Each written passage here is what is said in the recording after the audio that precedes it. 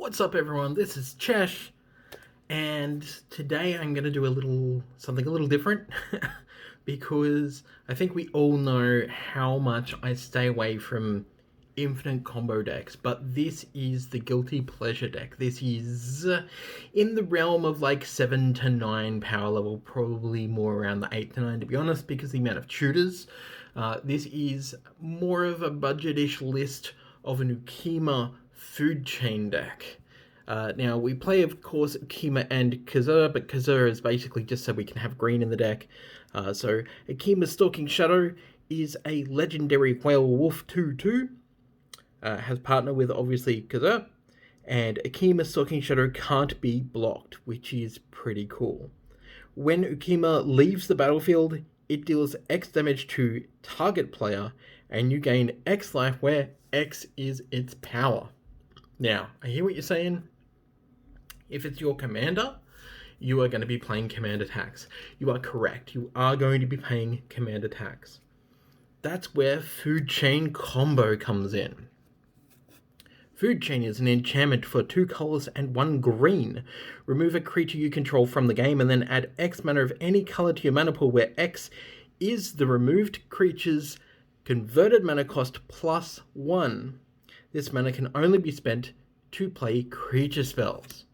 So the way that we combo off is one of 2 different creatures. Now, we're not playing red, so we can't play Squee. So instead, we've got an Eternal Scourge, which is 3 colors for a 3/3 Eldrazi Horror, and you can play it from exile, which is pretty cool, or cast it from exile, I should say. So you sacrifice it, you gain 4 mana of any color, then you recast it, and then you sacrifice it again, or I should say exile it for another 4 mana. So you've just gotten 2 mana. Keep doing this, rinse, repeat, infinite mana. Then you can cast Kazur infinitely and kill the entire table. Mystery Boosters gave us Mist Hollow Griffin, which, obviously is a reprint, we know that, but isn't something that we had in huge supply, to be honest. I hadn't seen one around in a long time. 2 colors and 2 blue for a Griffin. This is a 3/3 with flying. You can cast Mist Hollow Griffin from exile. Same diff.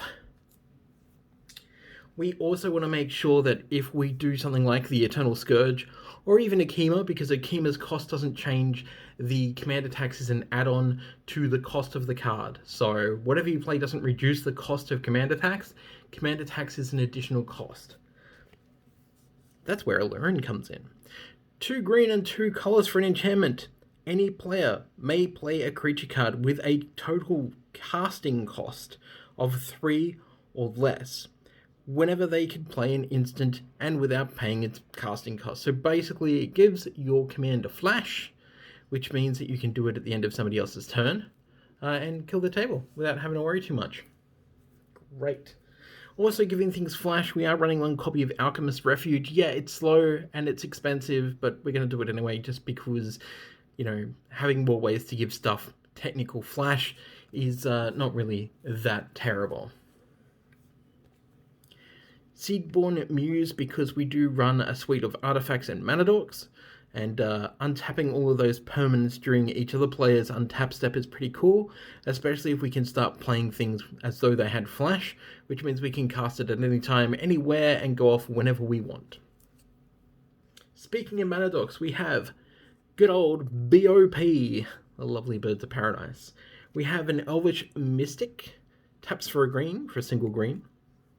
We have the Boreal Druid, 1 green, taps for a colorless. We have a Llanowar Elves, which is a single green, taps for a green. We have an Incubation Druid, which is a green and a colorless, and taps for any color that a land that you control could produce. And then if you adapt, then it gives you extra mana. You get 3 of that type instead, which is pretty cool. We have Rishkar Pima Renegade. So whenever the Renegade... when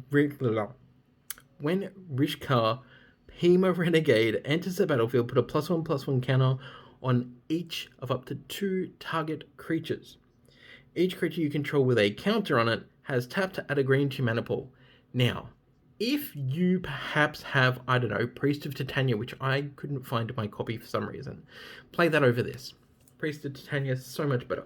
Speaking of Priest of Titania, we've got an Elvish Archdruid, 2 green and a colourless free 2/2 elf druid.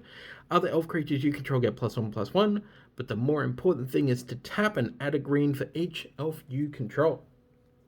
Speaking of elves, we of course have Planeswalker Deathrite Shaman.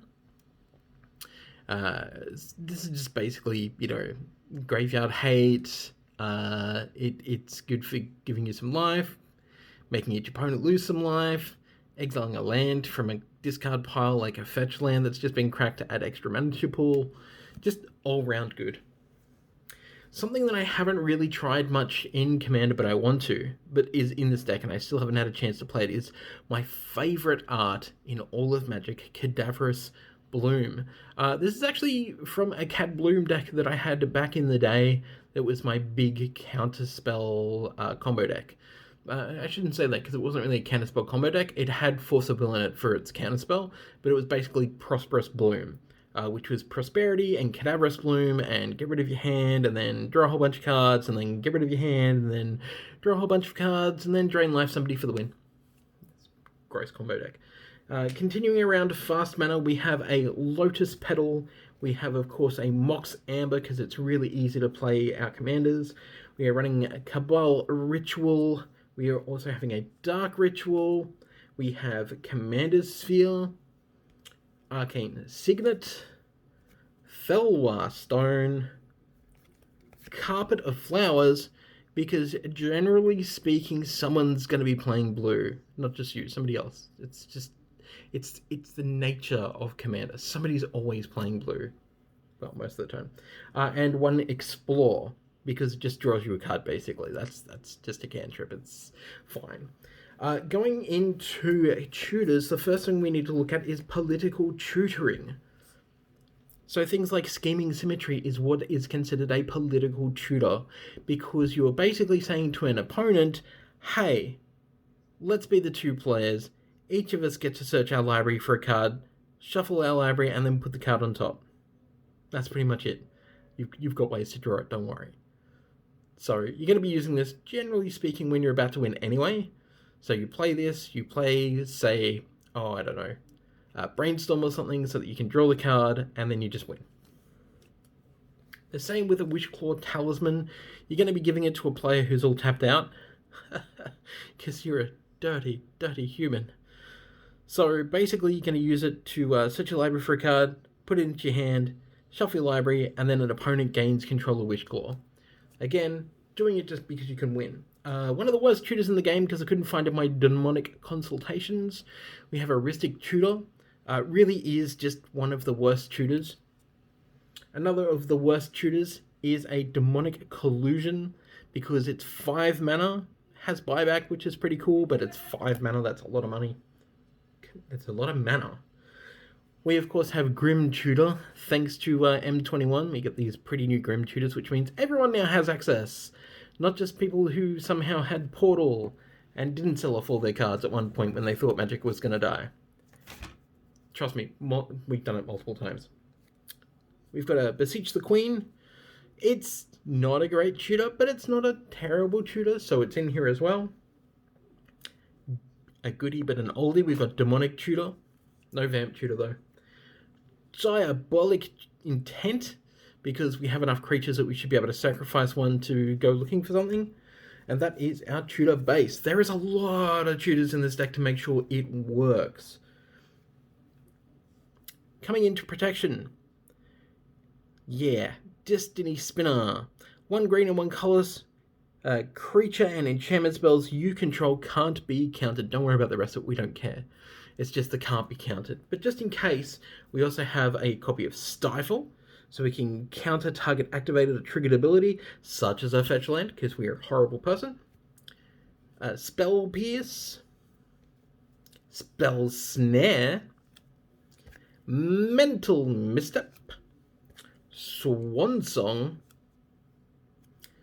Delay, which is sort of similarly like a Memory Lapse. Oh yeah, Memory Lapse, because the artwork is just really good. And there's better counter spells you should be running, but I'm running these because I like them. A counterspell, a misdirection, just in case, because we don't have access to good old Force of Will, so this will have to do. Veil of Summer, of course, is good against some of the black decks going around, so it's going to protect your hand, but also really good to stop your opponents from countering what you're doing, just in case. We have a Reclaim to get stuff back from our discard pile, just in case, from our graveyard. We also have a copy of Cyclonic Rift because we're playing blue. That's all you need to know. And a copy of Snap because we can return target creature to its owner's hand and then untap up to 2 lands. So we can save things from, I don't know, being enchanted by Imprisoned in the Moon and stuff like that, which is pretty good. Going by other things that we can do, just in case that falls apart. We do have a backup plan that is 1 part Labman and 1 part Necropotence. This fantastic altar was given to me by a very dear close friend, and I think that this altar is really just sweet. If that fails, if everything fails, this is all you need to do. Get a Psychosis Crawler out, because whenever you draw a card, each opponent loses 1 life, and then you can get everyone off their game plan with maybe a Whispering Madness, which is fun, I guess. A Windfall, which again is fun, I guess. But you know what the true power is? The true power is Peer into the Abyss. Now, yes, it's expensive at like 7 mana for a sorcery, but target player draws cards equal to half the number of cards in their library and then loses half their life, rounded up each time. Yeah, I like drawing half my library, which at this point is going to be at least 40 cards, means that I'm probably going to kill the table with my Psychosis Crawler. Absolutely. So that is the deck, more towards the heavy power side than I would usually do, but sometimes you just want to give in to the dark side a little bit and try out something a little bit more gross. I hope you've enjoyed this, and let me know, what are you playing for your Ukkima deck? I'll catch you soon.